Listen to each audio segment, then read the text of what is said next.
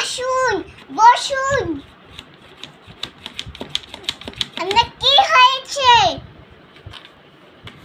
আমার গলায় ব্যথা, মাথা ব্যথা, পেটে ব্যথা। আমাকে কিছু ওষুধ লিখে দিন। হ্যাঁ, লিখে দিচ্ছি।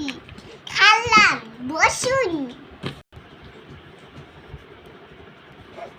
এই যে ওষুধ লিখে দিলাম, 3 বেলা করে খাবেন।